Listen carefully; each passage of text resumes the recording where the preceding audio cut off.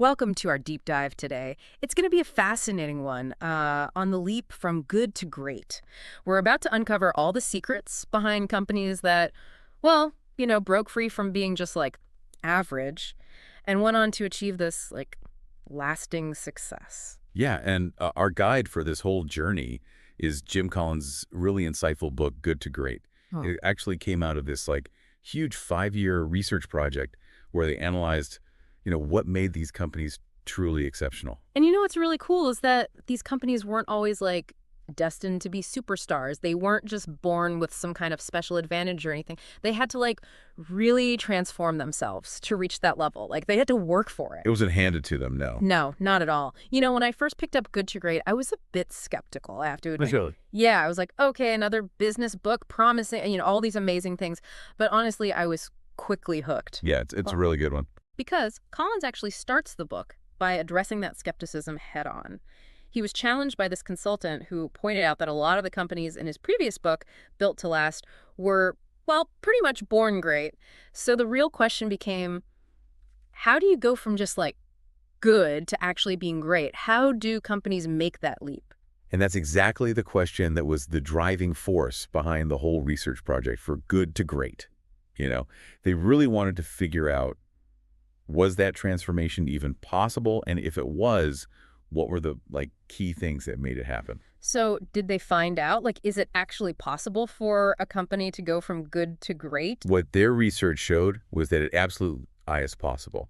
But it doesn't happen by chance. It's not some random stroke of luck or anything. It comes down to making very deliberate choices, And what's really important is disciplined action, actually following through on those choices. That makes sense. You can't just wish for it to happen. Exactly. You have to put in the work. Exactly. But where do we even begin? What's Yeah. the first step on this path to achieving greatness? Well, it all starts with leadership, Yeah. but not the kind of leadership that, we usually see celebrated everywhere. Right. Not the flashy CEO. Yeah. We're not talking about those really charismatic visionaries or those larger-than-life personalities. Mm-hmm. Collins introduces this concept he calls level 5 leadership. And it really challenges all those ideas we have about what it takes to actually lead a company to greatness, a truly great company. I remember when I first read about level 5 leadership, it really made me think.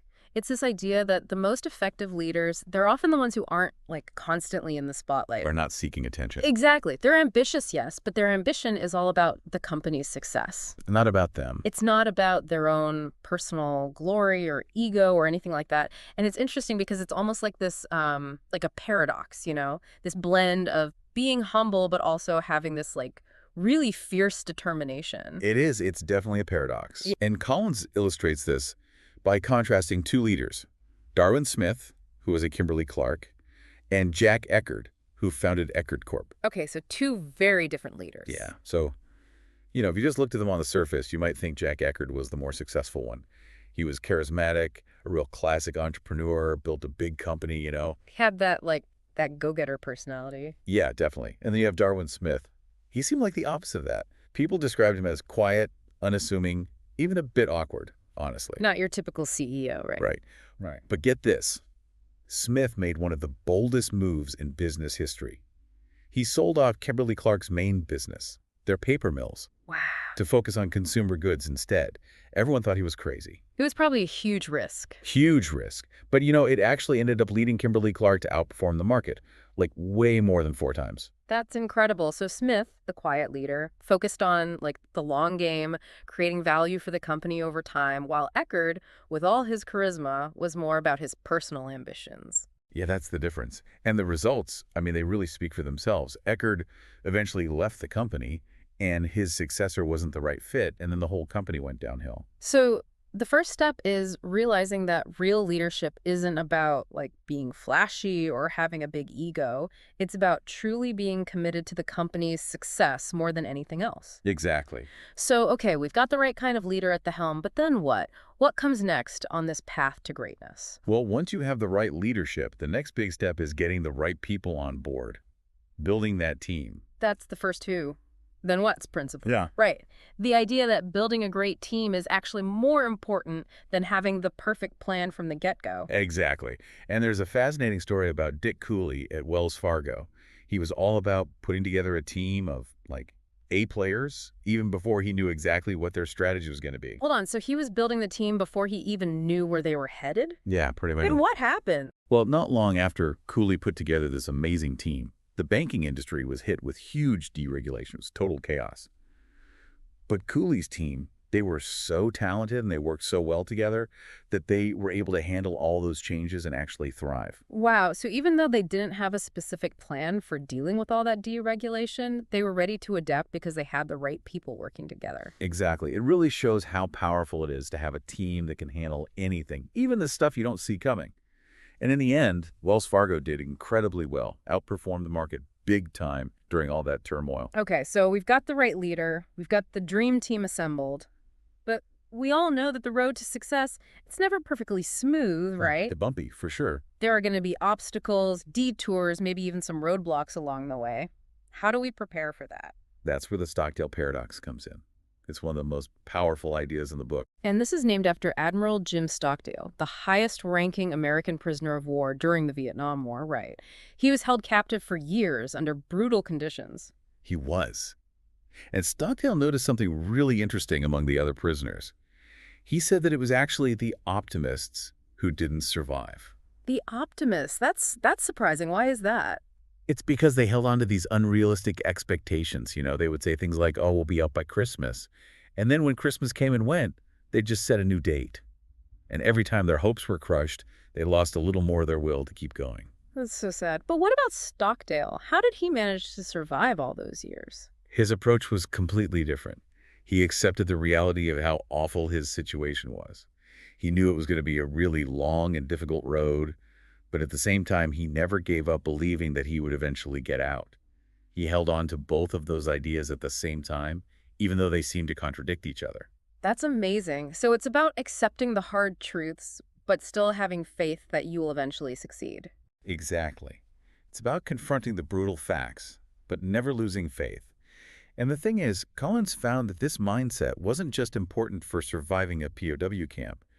It was essential for leading a company to greatness, too. I can see how that applies to business. Companies need to be honest about the challenges they're facing, but also stay confident that they can overcome them. Exactly.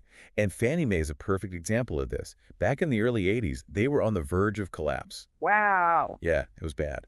But instead of freaking out or trying to pretend everything was okay, the leadership team was brutally honest about their situation. They faced it head on. They did. They made tough decisions, changed the whole structure of the company, and in the end, they turned things around. Fannie Mae became incredibly successful. That's a great example of turning things around. Okay, so we've got the right leadership, we've got the A-team, and we've got the mental toughness to deal with those inevitable challenges. But then what? What guides those companies toward greatness? What's that, like, guiding principle? That's where we get to the heart of it all, the hedgehog concept. Yeah. It's really become a cornerstone of strategic thinking. Okay, let's talk about this hedgehog concept. It's not about, like, being all prickly and defensive, is it? No, not at all. It's about being crystal clear and totally focused. Okay. Imagine like a Venn diagram with 3 circles that all overlap. I'm picturing it, yeah. Okay, so one circle is everything you're truly passionate about. Another circle is what drives your economic engine, how you make money. And then that third circle, that's what you could be the absolute best in the world at. So the hedgehog concept is like finding that sweet spot where all those things come together. Your passions, your strengths, what makes you money. Exactly. And figuring that out, it can be tough. Yeah. A lot of companies, they get stuck because they're trying to be like everything to everybody. You're spread too thin. Yeah, exactly. And they haven't really figured out what their like core strength is, what they're truly good at. It's easy to get distracted by all the shiny new things out there. Oh, yeah. Or try to chase the latest trends. Right, but that can totally lead you down the wrong path. For sure. So Collins gives some really cool examples of companies that wrestled with this, like trying to figure out what they could be the best at. One that really sticks out to me is Abbott Labs. Oh, yeah, good one. They originally thought they were in the pharmaceutical business, right? But then they realized they couldn't really compete with the big guys in that industry. It's tough out there. It is. So what did they do? Did they just, give up? No, they, really dug deep, asked themselves some tough questions about what they were actually good at. They had to get real with themselves. They did. And what they realized was that their real strength was in making these cost-effective healthcare products. Mm. Stuff like nutritional supplements, diagnostic devices, things like that. That's a cool example of how a company can shift gears and really dominate in a different area. Yeah. But it makes me wonder, how do you actually find your hedgehog concept? Is it something you just, like, stumble upon one day, or is there a process for figuring it out? It doesn't just happen overnight, that's for sure. It takes a lot of, like, looking inward, really analyzing yourself and your company, being willing to face some hard truths. Not always easy to do. Definitely not. Yeah. And I think it also takes a lot of experimenting. Trying things out. Yeah, seeing what works, what doesn't. Totally. And one of the most important things in this process is asking the right questions. Like, what are we really passionate about? What drives our economic engine? And, what can we realistically be the best at, like the absolute best? Those are great questions to ask, not just for companies, I think even individuals can use those questions. Totally applicable to life in general. It's all about finding that place where you can, like, really excel, make a difference, and also actually enjoy what you're doing. Love that. And once you actually figure out your hedgehog concept, what's next? Then it's all about building this culture of discipline around it. Now, when I hear that culture of discipline, it makes me think of like a really strict top-down environment. Yeah. Maybe even a bit oppressive. Yeah, I can see why you'd think that. It's a common misconception. Yeah. But a culture of discipline isn't about, like, micromanaging people or making them feel stifled. It's more about giving them the power to take ownership of their work and work towards that shared goal, Mm-hmm. with that same level of excellence all the time. Okay, so more about fostering ownership and accountability within the team. Yeah, exactly. And Collins uses this really funny analogy to explain it. The story of Dave Scott, who won the Ironman triathlon, like 6 times. This guy rinsed his cottage cheese. He rinsed his cottage cheese? Wait, why? Well, Scott was super disciplined in every part of his training. He believed that even the tiniest details mattered. Like, he was obsessed with cutting out any unnecessary fat or calories, so he would, like, meticulously rinse his cottage cheese to get rid of any excess whey. Wow, I mean, come on, rinsing cottage cheese, that's commitment. Right.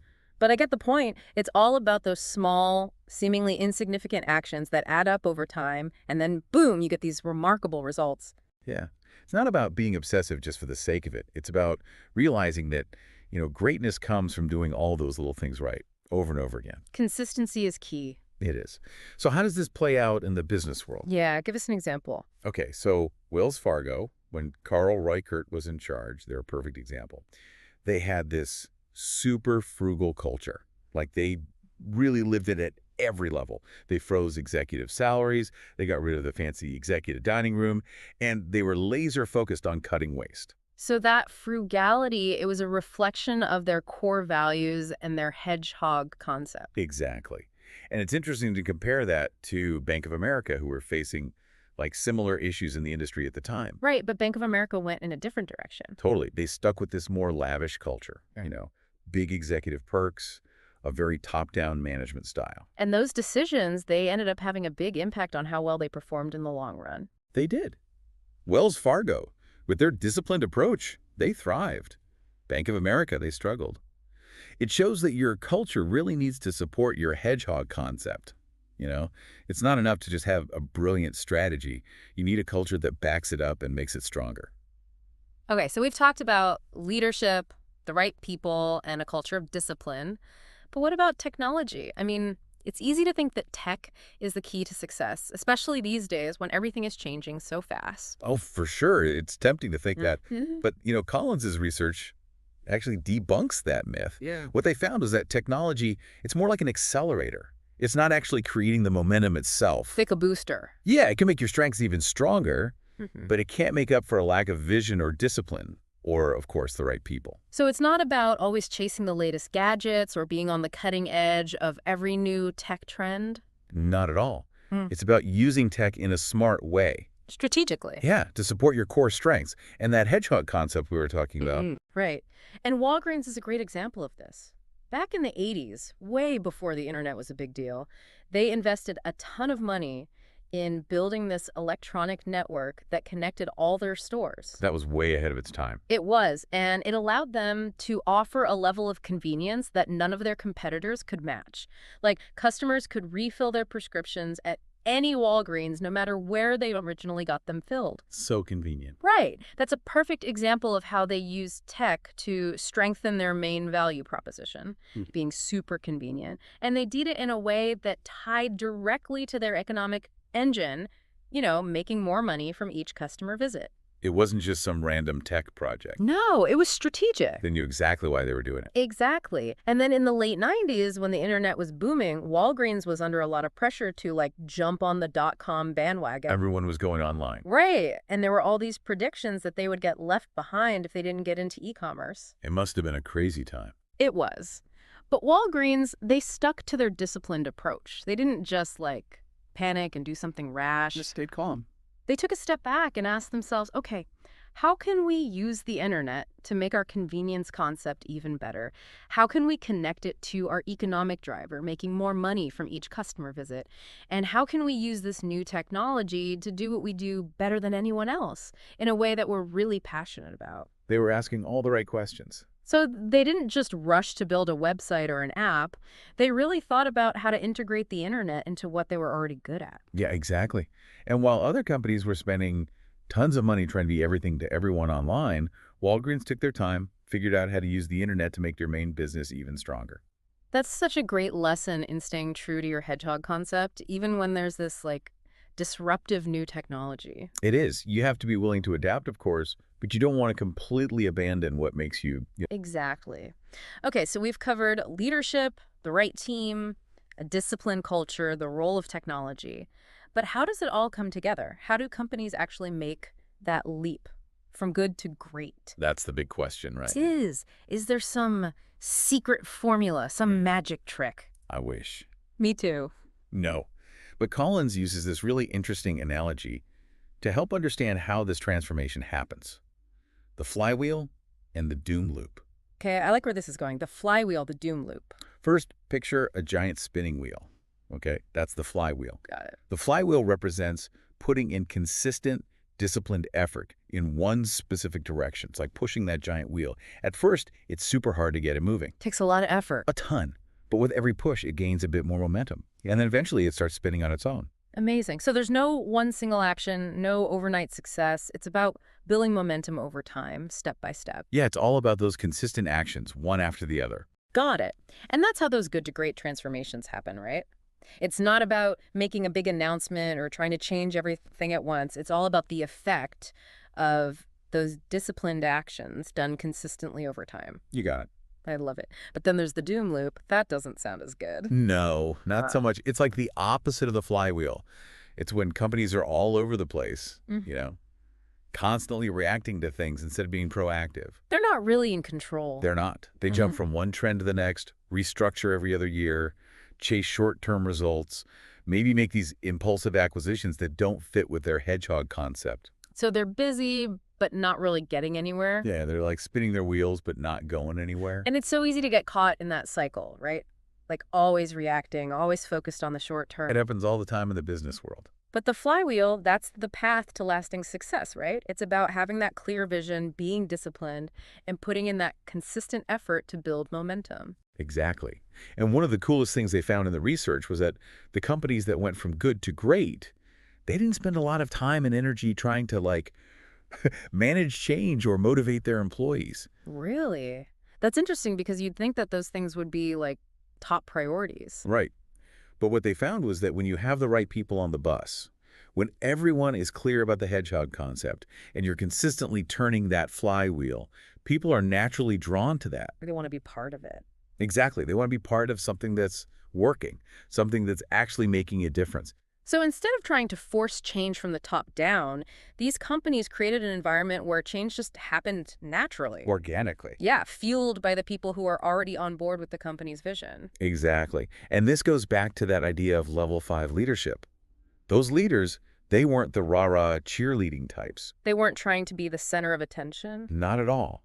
They were humble, disciplined, and focused on creating the conditions for greatness to happen. It's so powerful.